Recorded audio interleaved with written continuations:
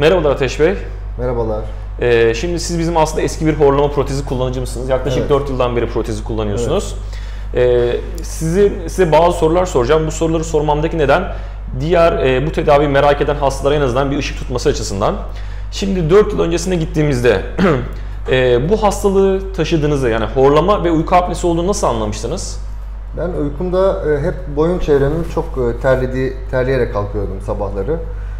Yorgun olarak kalkıyordum ve bir de akşam gece sıçramalarım oluyordu. Tıkanmalarınız oluyordu aslında. Tıkanmalarım oluyordu. Böyle sanki birisi böyle boğazımı sıkarak sıktığı gibi bir hissiyat oluyordu.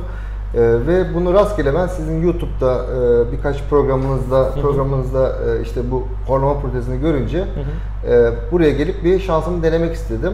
Daha önceki araştırmalarımda da işte birkaç hava üfleyen maskeden bahsediyorum. CPAP maskesi onlar. CPAP maskesi, ama onunla uyuyamayacağımı kesin bildiğim için böyle bir tesisatla yüzümde bunu çok da alternatif olarak gördüm ve işte size gelip horlama protezi yaptırmaya karar verdim.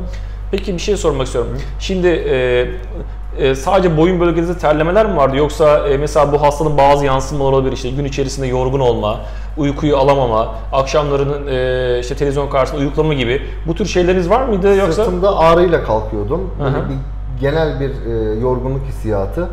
Dinlenemiyordunuz aslında. Dinlenemiyordum.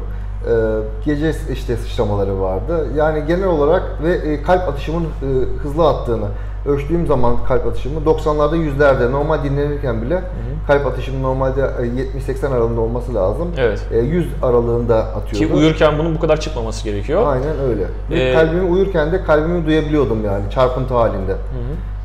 Peki sonra siz horlama protezi kullanmaya başladınız.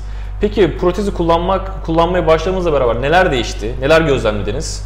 İlk kullanımdan itibaren bir sabah çok enerjik olarak kalktım. Birinci hissiyatı. Yani sanki böyle bir enerji vermişler gibi. Ondan sonra zaten biraz tabii alışma süreci, bir hafta 10 gün kadar zor oldu. Evet. Hatta bir süre ara verdim size dediğim gibi. Ama sonra bu protezi benim tekrar aynı problemler başlayınca tekrar takmaya karar verdim ve o dönemden beri artık yani bunu takmadan uyuyamıyorum. Çünkü açıkçası benim hayatımı kurtardı diyebilirim.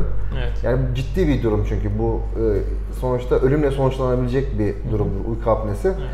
Evet. O yüzden tekrar size kontrolüme geldim. Çok memnunum. Evet. Yani bu CPAP maskesi falan insanlar için ben eminim ki hem külfetli ekonomik bakımdan hem de kullanım bakımından zor bir uygulama olarak düşünüyorum. Bu ona kesinlikle bir alternatiftir.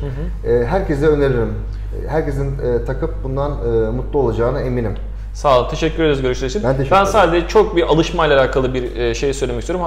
Tabii ki sonuçta insan bir protezle uyuyunca tabii ki hiç hayatında yaşamadığı bir tecrübeyle yaşıyor. Çeneyi önde tutuyor. Kesinlikle. Ama belli bir süre kullanmaya başlayıp birazcık kendini zorladıkça ondan sonra artık öyle bir noktaya geliyor ki insan protezsiz uyuyamıyor. Boğulacak gibi oluyor. Siz de bu noktaya geliyorsunuz. Kesinlikle. Sadece orada belli bir süre birazcık sabretmek gerekiyor. Siz de bu sabrı gösterdiniz. Kesinlikle. İnşallah bundan sonraki kontrol seansında görüşmek üzere. Her şey yolunda. Görüşürüz. Sağ olun.